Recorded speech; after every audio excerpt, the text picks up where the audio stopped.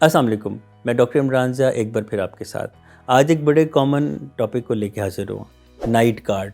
Silicon की जो tray हम दांतों पे चढ़ाते हैं, नाइट गार्ड कहते हैं, उसके क्या-क्या मकासद हो सकते हैं।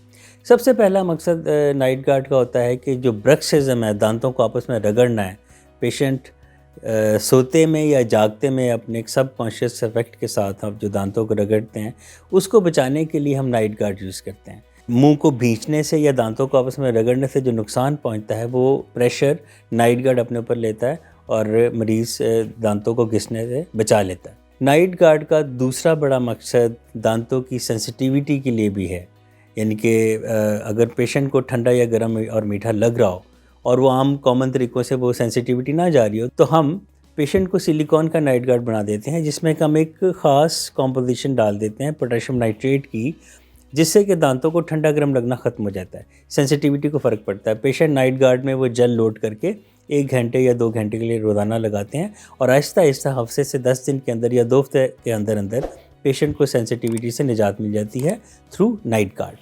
नाइट गार्ड का तीसरा यूज़ दांतों की ब्लीचिंग से है, दांतों की रंगत बदलने के लिए, पीले या बदनमा दांतों को वाइट करने के लिए हम जो ब्लीचिंग जेल इस्तेमाल करते हैं। इन होम ब्लीचिंग के लिए, यानी कि जो पेशेंट क्लिनिक में नहीं करवाते, तो उनको हम एक ख़ास सॉल्यूशन जो कि सोडियम परबोरेट या हाइड्रोजन पेरोक्साइड पर मुश्तमिल होता है, वो हम लोड करके पेशेंट को कहते हैं कि रोज़ाना 15 मिनट, आधा घंटा, 1 घंटा या 2 घंटे के लिए मुँह में रखें। उससे ब्लीचिंग हमें अटेन हो जाती है। तो आज की वीडियो में मैंने बताया कि नाइट गार्ड के क्या क्या मकासद हैं। आपसे एक गुजारिश है कि आपको स्क्रीन पे अभी तक सब्सक्राइबर्स और नॉन सब्सक्राइबर्स की रेशो नज़र आ रही होगी। आप मेरी वीडियोस देखते तो हैं शायद, लेकिन सब्सक्राइब नहीं करते।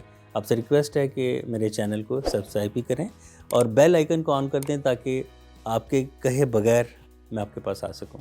बहुत शुक्रिया।